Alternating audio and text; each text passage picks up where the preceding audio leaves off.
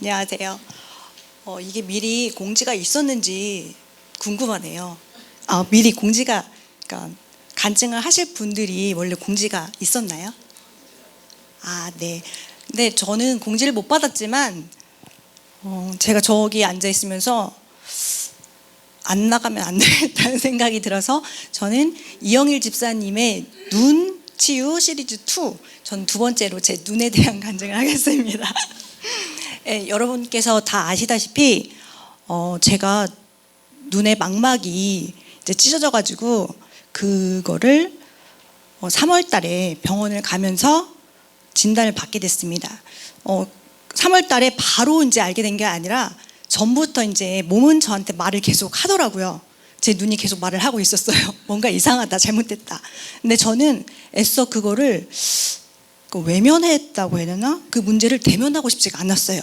그래서 제가 어렸을 때부터 이렇게 눈이 시력이 그렇게 좋지 않고 나는 별로 눈이 막 좋고 건강한 게 아니라 그냥 이 정도 이렇게 서서히 뭐 노화도 진행된다 하고 하니까 괜찮을 거야라고 생각을 했는데 어느 순간 제가 이제 기도실에서 막 방언 기도를 하고 있는데 눈은 점점 이제 좀 증상이 어떻게 보였냐면 상이 깨져 보이는 거예요. 제가 이제 망막이 찢어졌으니까 다른 사람을 볼 때 정상적으로 이제 보이지 않고 뭔가 왜곡돼 보이고 글씨를 읽을 때 초점을 제가 맞출 수 없게 되는 그 순간이 왔는데도 제가 이제 병원을 가야 된다는 거 마음속에서 이제 왔는데 막 가기가 싫은 거예요. 그런데 어느 날 제가 막 기도실에서 기도를 하고 있는데 그때는 그 치유에 대한 뭐 눈에 대한 그런 기도를 한 것도 아닌데 오늘은 병원을 가봐야겠다라는 그 생각이 들어서 그냥 기도 끝나고 뭐 아무렇지 않게 그냥 갔어요. 예전에는 가야지 했는데 안 가지던 곳이 막 딱 결심이 선 거예요. 그래서 그날 갔더니 의사 선생님, 동네 병원을 그냥 간 거예요. 의사 선생님하고 간호사들이 갑자기 비상이 된 거예요. 그러면서 의사 선생님이 여러 가지 이제 검사를 막 하시면서 저한테 이런 얘기를 하시더라고요. 너무 늦게 왔다고, 일주일만 좀 빨리 오지 그랬냐고. 그래서 근데 그런 보고를 들었을 때 저는 어떡하지 이런 생각이 안 들고 그냥 제때 내가 왔구나라는 그냥 그런 감동이 들어서 그게 아무렇지 않았는데 거기에선 병원 측에서는 막 이렇게 비상이고 지금 그리고 바로 큰 병원으로 옮겨가지고 바로 수술을 해야 된다는 거예요. 근데 바로 수술을 어떻게 하는 건지도 저는 이제 아무 생각 없이 간 건데 그런 결과를 듣고선 저도 좀 어떻게 수술을 바로 한다는 거야? 그리고 그 당시에 그 의료 파업 뭐 그런 게 있어가지고 이제 병원을 가려면 응급실에 들려서만 이렇게 갈 수 있는 좀 단계가 좀 복잡한 그런 거였는데 어쨌든 저는 완전히 응급인 거예요. 그래서 제가 이제 뭐라고 하죠? 그거 이제 써주시는 거 생각이 안 나네요. 의뢰서. 네, 의뢰서를 가지고서 이제 세브란스 갔는데 거긴 선생님이 담당 선생님이 안 계신 거예요. 저는 지금 응급인데 수술을 해야 되는데 바로. 그리고 여러 이제 병원 몇 개를 추천을 해주셨는데 제가 동탄에 있는 성심병원 두 번째로 거기를 가게 됐는데 때마침 거기에는 선생님이 계셔가지고 제가 이제 진료를 응급실을 통해서 이제 보게 됐어요. 근데 그 선생님도 응급 너무 맞다. 바로 수술을 하면 좋겠지만 지금 상황상 이제 밀려있는 환자도 많고 뭐 그랬겠죠. 당장 수술할 수는 없다. 그래서 이제 날짜를 한 2달 정도 이렇게 잡아주셨어요. 잡아주시면서 이제 제 마음에 내가 믿음으로 좀 치유를 해봐야겠다. 왜냐면 시간을 일단은 벌었잖아요. 2달이라는 시간을.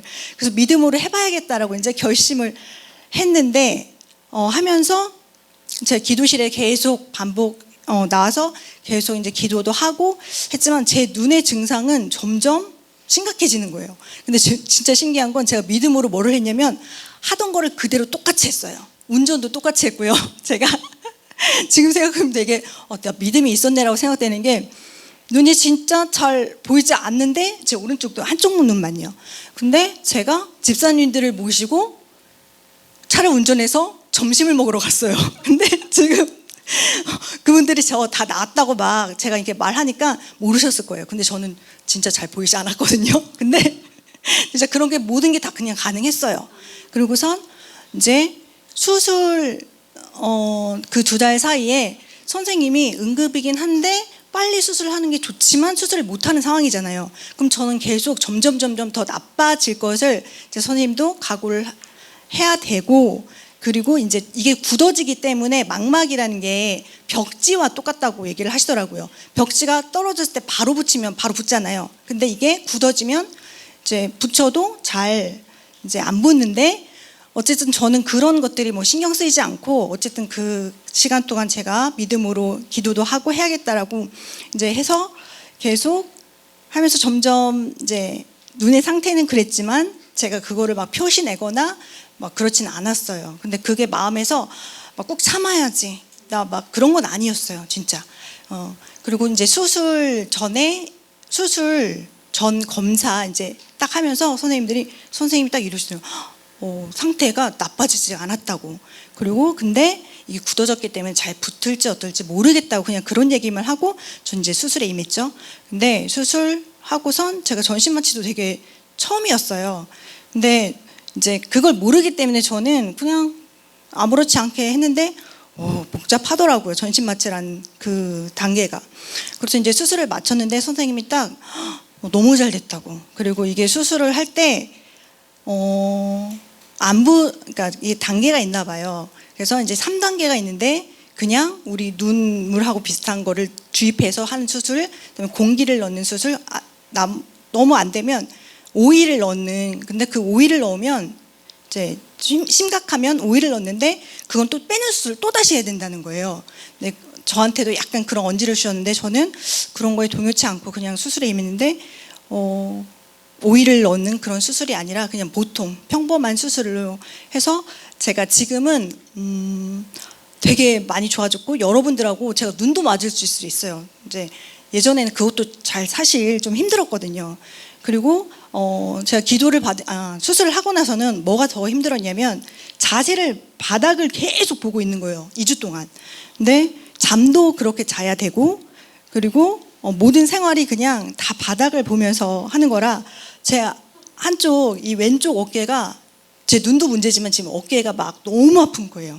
한 2주 3주 하고 나니까. 근데 지난주에 기도를 제가 받을 때 눈도 완벽한 치유 주셔서 감사한 그거 기도 제목 냈고, 그 다음에 또 근데 어깨는 바로 시원해졌어요. 그래서 제가 계속 막 어깨 스트레칭하고 막 그랬던 것들이 이제 점점 좋아져서 지금은 아무렇지 않게 다 됐고, 그리고 제가 믿음의 말씀, 치유의 말씀 다 알았지만 이게 겪어보면 내 것이 아니라는 거를 알게 됐어요. 진짜 겪어보니까 이게 진짜 실제적인 전투다.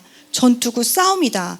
그리고 제가 이제 항상 하나님의 말씀이 최종 권위에 둔다라고 말은 하고 있지만 너무나 감각을 우선시하고 있구나라는 거를 또 이번 기회에 알게 돼서 감각이 아닌 정말 하나님의 말씀만이 나의 정말 붙잡아야 할 거구나라는 걸 다시 한번 알게 됐고, 또 이 자리를 빌어서 하나님께 영광 돌리고, 그다음에 같이 기도해 주신 정말 믿음의 정말 기도의 용사분들, 저희 생명나무교회는 다 기도의 용사들이신 것 같아요. 너무 감사합니다. 감사합니다.